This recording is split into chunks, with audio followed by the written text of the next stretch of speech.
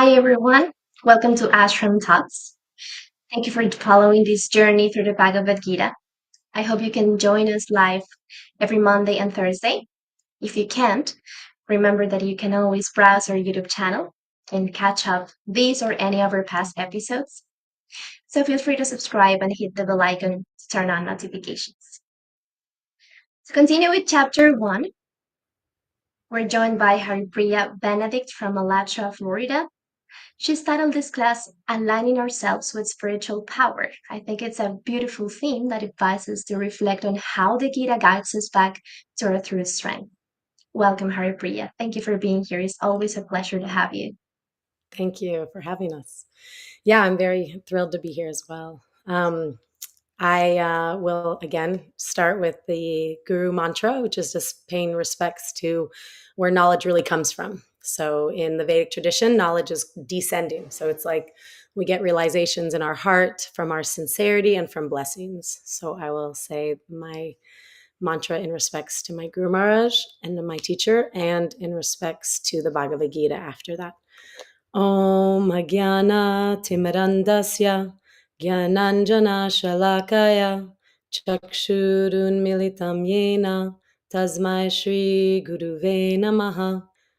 Om Namo Bhagavate Vasudevaya.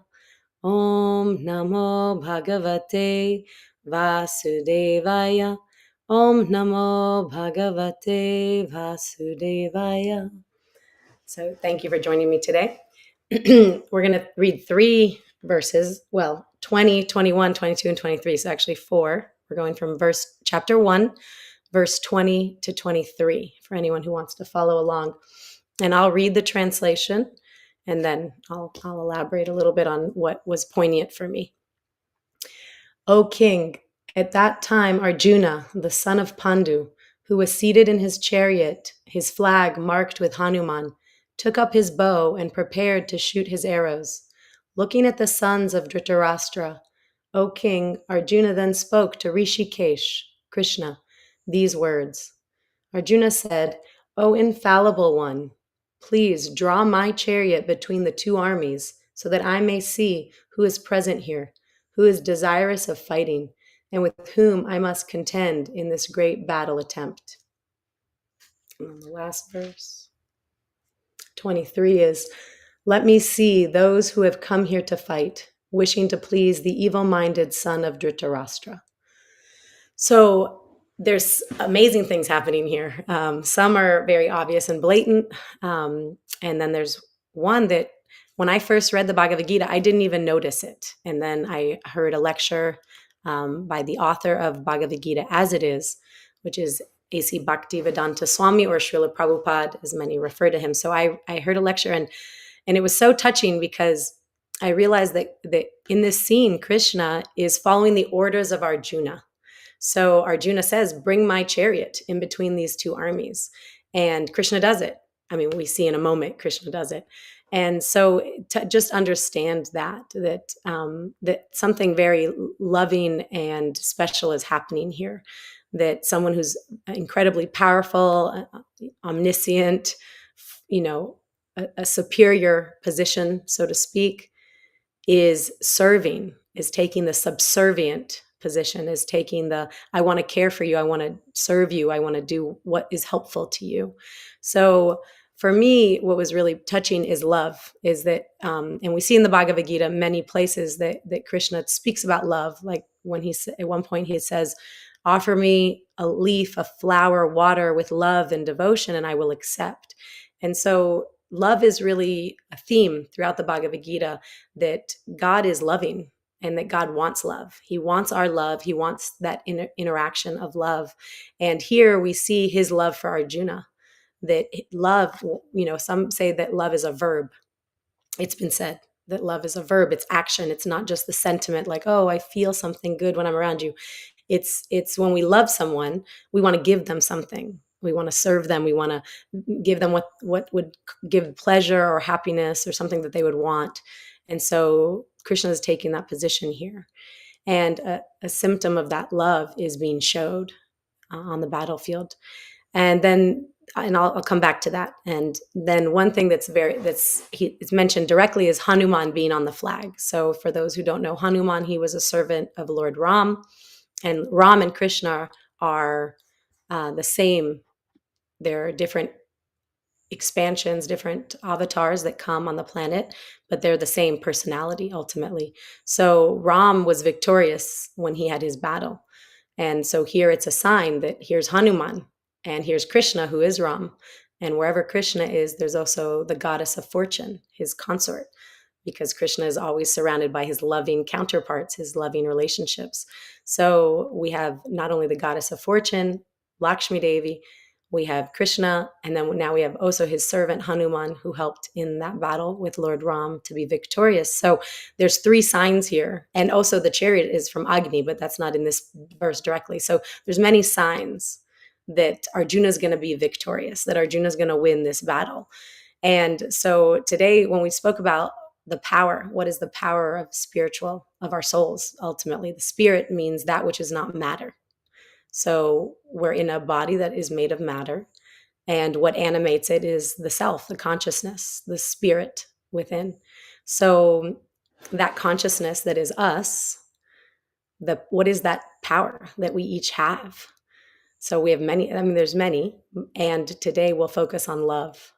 That ultimately if spirit is there, then the most enjoyable, relishable interaction that we have together is love. And so here we're also seeing that that's also open to us if we want. This is an example. Arjuna is an example for mankind. He is in a time of a dilemma, and then Krishna comes and speaks so many beautiful philosophical truths to help clear illusions, which I'll get into in a moment, clear illusions and reawaken the dormant soul's potency, the dormant soul's position of love, of service, of clarity, of strength, of wisdom. And so here in this moment, it's an opportunity. Arjuna is the model for us, so to speak. So it's an opportunity for us to follow in those footsteps and have a loving relationship, a real, intimate, authentic relationship with God, where we can actually be ourselves because God knows us, right? So our source knows us. He knows us perfectly and accepts us, loves us exactly as we are. Like we don't have to be different to be loved. And in this example, Arjuna and Krishna are in this interchange of loving relationships. So I wanted to share that Krishna doesn't lose his position. So out of love and support and care and affection, he's there acting as a servant. And it said, that only love can bind him. So what is that love? What is that true, like caring and that kind of maternal instinct of I want to do anything for this person that I love and care about, and being willing to pause our world and be of assistance in their world. So Krishna's also giving that as an example, like he's modeling that for us. And Arjuna's modeling that we can actually have that with someone so powerful, so potent, that created us, that we're a part of, that we're a piece and a part of. The Bhagavad Gita often says we're part and parcel, which is we're intimately connected and we're an expansion of God. So we're a part of God. We're already connected. And so, as I mentioned before, we can have illusions that can break our connection. They can break our awareness of this powerful, loving connection that we have. So I'll speak from my own life. For example, like I wanted a wonderful husband. I had a desire to have a beautiful partner, and I received that. I also had a desire to have a spiritual son. I wanted a son that was, inclined to know themselves, know the soul. And I have that. I have a very sweet, sincere person who's hungry for deeper knowledge. He's 7 now. And I wanted a beautiful house. And I worked for many, many years, and my husband and I worked, and we did the austerities that were needed, and now we have a beautiful home. And my point here is not to say like, oh, I had these desires and I got them and I'm so lucky. No, my point is something much more telling. And it's something that I hope will be of value. So one morning I woke up in my beautiful home and I had anxiety, and I had the same kind of like worries and thoughts that I had had before I moved into this home. I'd only been here maybe a month.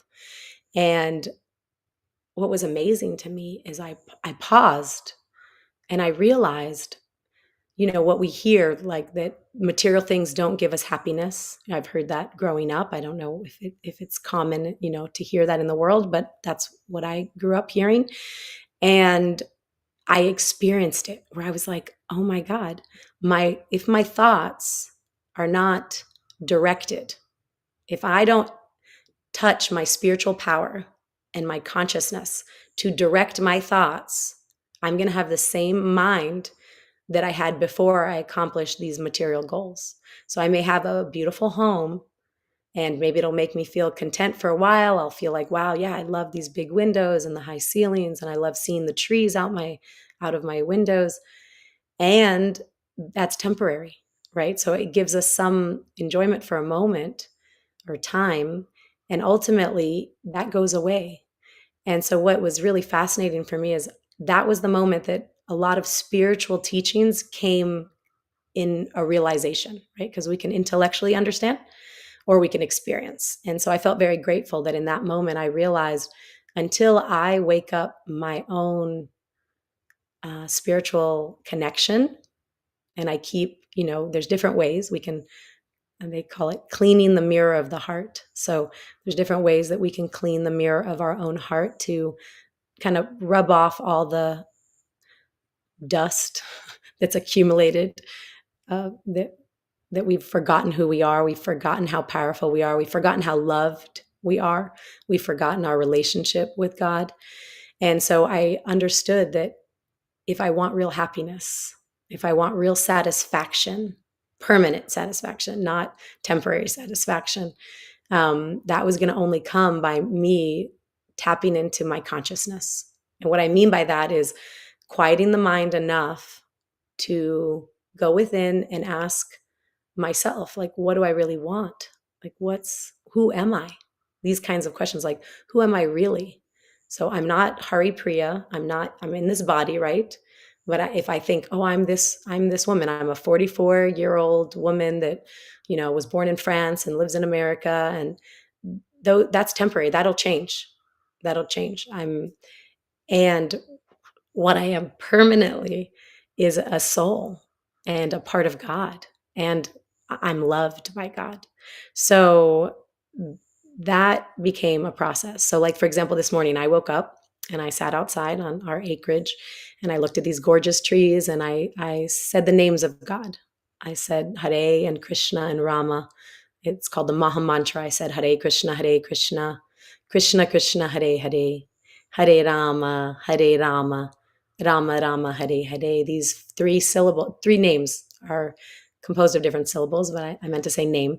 So these three names are representative of where we come from. So Rama, my son is named Balaram, but Rama means where all pleasure comes from. It's like spiritual strength, spiritual pleasure, spiritual strength, permanent pleasure. And that's what we're talking about today. And then Hare is the divine feminine. So I spoke about this at one point, but for me, it made sense that if God is more supreme than us, then he's going to have loving relationships. He's going to have counterparts. He's going to have intimacy. There's no way we would have something that God doesn't also get to enjoy, especially something that we all love and seek, like I sought my husband. And so ultimately, Hare is the calling, like, help me. Hare is like, help me, mom, help me. Spiritual mother, help me. And so Krishna is the third sound. Krishna means the one that attracts everyone. So Krishna means the one that has everything that's attractive, right? We mentioned this before, but power, beauty, self-satisfaction, which is kind of what I'm going at for this class, is that what brings us real satisfaction, right? That became my goal. So Krishna means the one that's so beautiful, that's attractive in that way, that's Yes, wealth. A lot of us are seeking money or wealth, and we're leaning into that. And actually, God has all wealth. So really, what we're doing is we're engaging and wanting to attract that wealth. Maybe thinking that we're the body and that we're the senses and that we are our desires and that we're going to enjoy in that way, and then we'll be happy. And what I found, and I can go into specific details, is that happiness, that enjoyment is always temporary, and it doesn't last, and then it leads to frustration. And so, um, I'll give an example of that in a moment. But ultimately, for myself, I realized, okay, I have my home, I have my beautiful, sweet spiritual son, I have my kind, loving husband, and my mind is still thinking, oh, I want to do this or I want to do that. So the illusions, so to speak, the desires that come, they're never ending. We have to spiritualize them. If we don't spiritualize them, they're going to run us ragged. So there was a lecture once I heard by someone I really appreciate, by Sheshika Prabhu, and he said that the senses, which is like our desire to have things and want things and enjoy things, that's all. That's our it's our body, it's our makeup. It's like the machine that we're sitting in, but it's not us. It's not coming from our soul. It's not coming from consciousness, right? So if we feed that, it's similar to pouring water on the leaves of a tree. That tree will die. So the soul, if you don't feed the soul, you are going to feel miserable and you're not going to know why. And the example I was going to come back to is a famous actress, a Hollywood A-lister actress that I worked with, that I was teaching meditation to and helping. And I saw it firsthand that fortune, beauty, and fame were possessed. And so many people are after those things. And that person had them and they were not satisfied. They were watering the leaves instead of the root.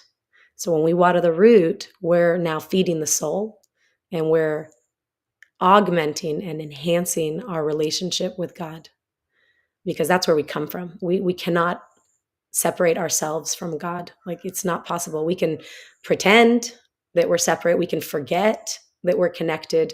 We can allow ourselves to be covered by, illusion that I'm this body and this, I'm Haripriya and I have these desires and I'm going to go after these desires. We could do that. And I've done it. And then I saw, oh, dissatisfaction came. Oh, wait a minute. This is not the path that's going to lead me to satisfaction. And that's a whole process, kind of going in, becoming peaceful and quieting your mind enough to then have a dialogue with God or yourself, the internal guide within you that's also God. You can ask questions like, what is my purpose? Like, you know me best, God. What am I supposed to do that will actually bring satisfaction? What will actually bring me deep happiness, right? Like deep fulfillment, enthusiasm, like, wanting to wake up excited for life, that passion and that zest for life that I think many of us would like to have every day.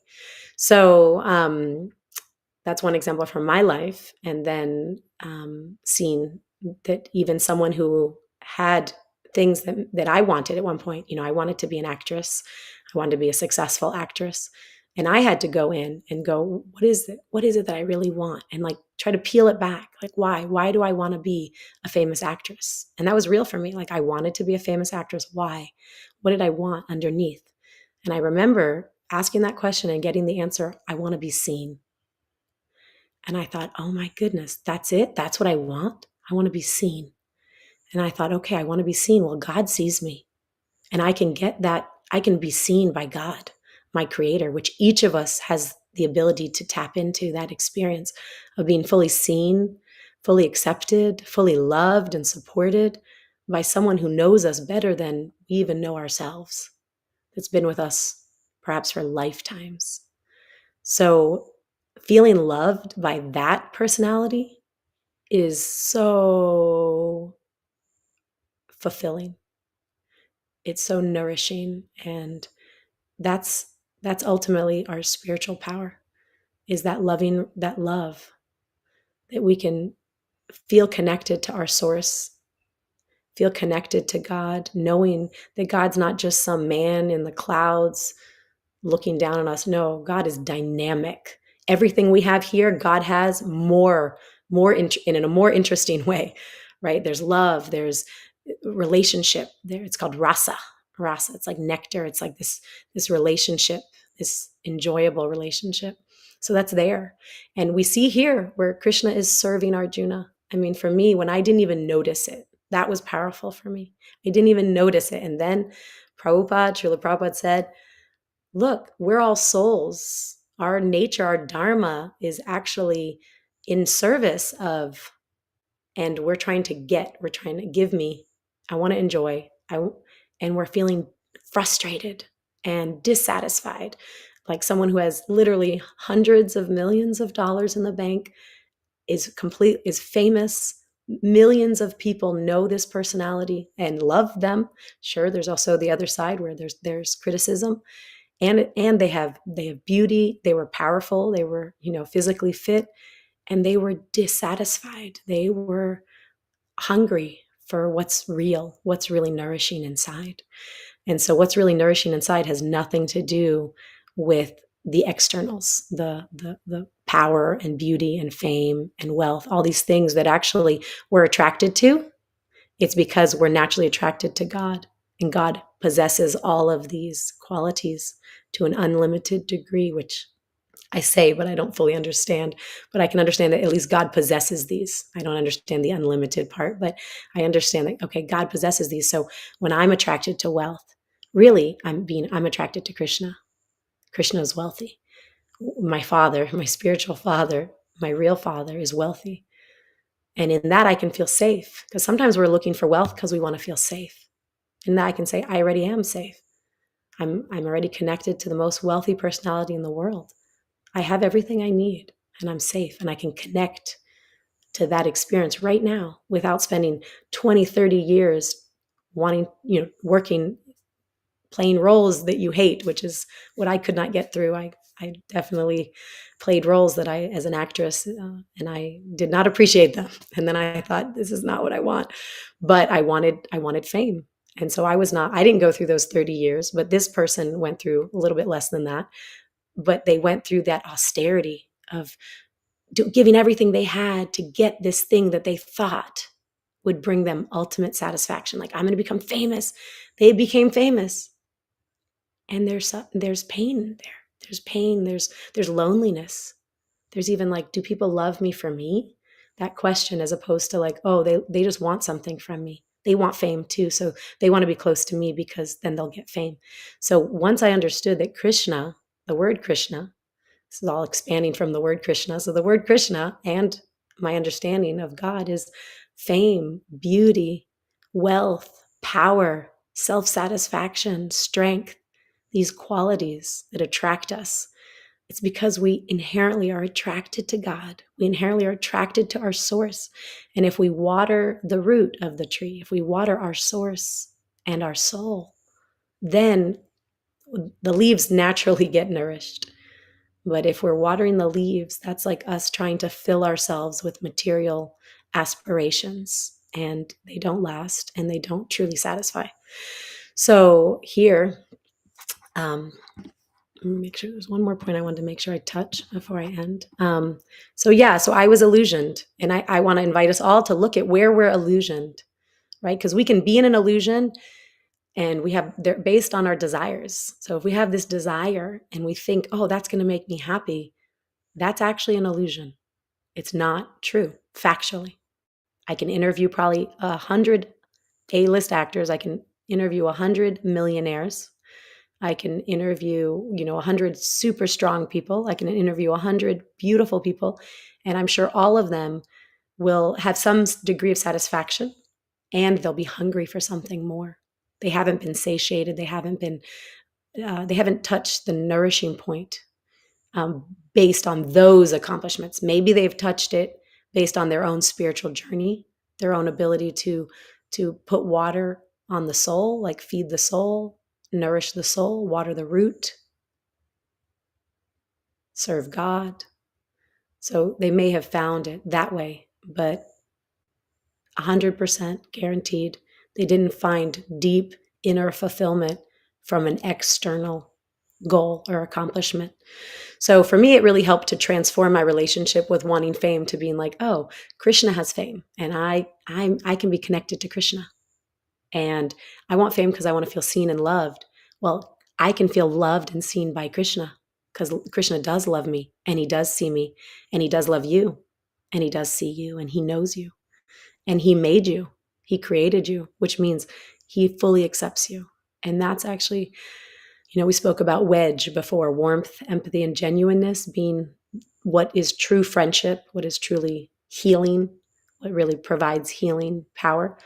And God gives you that unlimitedly.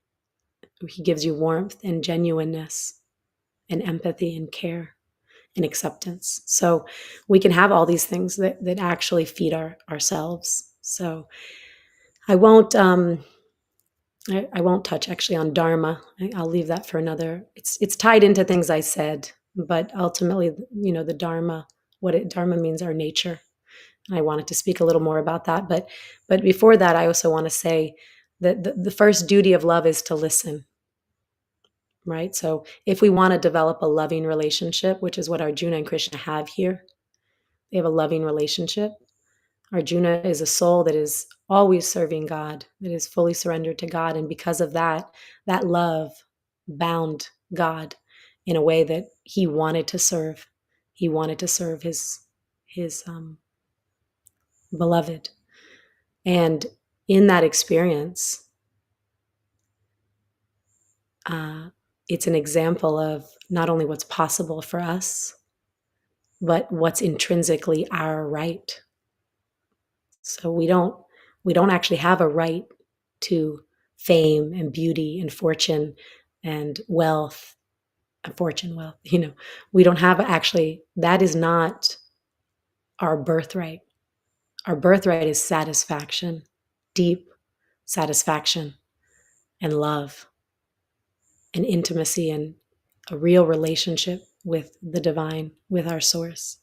So if the first duty of love is to listen, I want to use that as how do we expand our relationship with God? Because someone can say, okay, I woke up early one morning when everything was quiet and it wasn't the busyness of the world. And I was sitting and I was thinking, Krishna or God, like, I want to hear you. I want to know you. And nothing happened, right? That can happen. So it's a process of, as I mentioned one time, of keeping that communication line open and keep tending to it, right? If you have a friend, you want to speak to that friend regularly to keep that relationship strong. It's not that we just ignore the friend for 10 years and then decide, okay, now I want you and I want you now. I want you. Come on, come here now. Let's get deep now. It's like, well, it takes some love and it takes listening. And so the way sages, many sages, Srila Prabhupada being one of them, my spiritual teacher also, and many other teachers that I've taken instruction from, share that as we hear, right, the hearing, the listening is also a way to wake up the soul. So like when we're sleeping, how do we wake someone up? Hello, wake up, good morning, or the alarm clock goes off. It's a sound. And that sound goes in our ears and it wakes us up. So in the same way, the way we wake up our soul, the way we clean the dust on our mirror so that we can fully live in this powerful position as a soul who is self-satisfied and who is living in love and is supported and nourished and cared for and, empathized with and is protected and sheltered and all the good qualities, all the good experiences that we want, that we would get from someone who loves us. The way we enhance that awareness and clean the dust, clean the illusion, the misconceptions away, the lies that like, oh, if you have this, then you'll be happy. Because I even knew someone who had 2 Emmys and they were not happy. And they were like, I have these prized possessions and I'm unsatisfied. I'm frustrated. I want more. And I thought this would make me feel like that's it. I've accomplished it. I've done what I needed to do. And it brings something. But I want us to get what's even more permanent, what's even more deep, what's more powerful, and what's more real. Real meaning doesn't go away. It's not temporary. It's real. It's permanent. So are listening, are listening. So Krishna's presence is always here. And as we sit and hear God's names, a sound vibration, it could be a sound vibration that helps us remember God, or it can be direct names like Krishna, Rama, Hare, like the Maha Mantra, the Hare Krishna mantra. As I hear it more and more, and I try to relax my mind and I just hear. I hear it as much as possible. That might be I commit to 10 minutes a day or an hour a day or 2 hours a day, whatever time it is that we decide we're going to commit to spending time hearing sound vibrations that wake me up, to the power of my soul, wake me up to the love that's here for me, the love that's here between me and my source. So Krishna loves us, and sometimes we can't even imagine that. And it's true. It's real, and it's available to all of us. And it may take time to reawaken that connection, but it's already there. It's not artificial. It's not something that we need to create or we need to, make.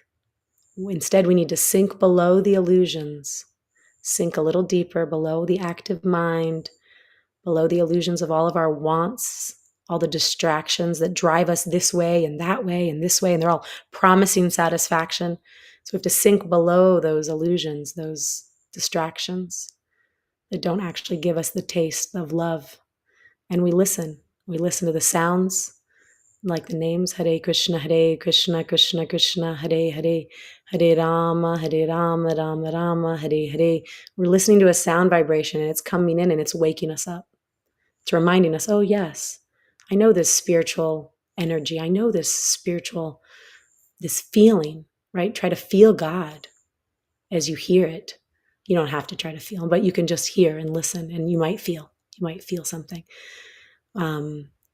And as we do that, there's this mantra. It's called the Maha Mantra. We can hear it, and we're in an act of reawakening that love that's been dormant for a long time.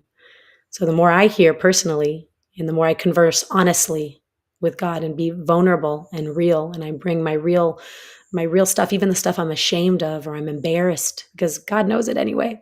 So I might as well bring it to the surface and be like, Krishna, what is this? Why do I have this? Help me. Help me either understand it, let go of it, transform it. Help me understand myself.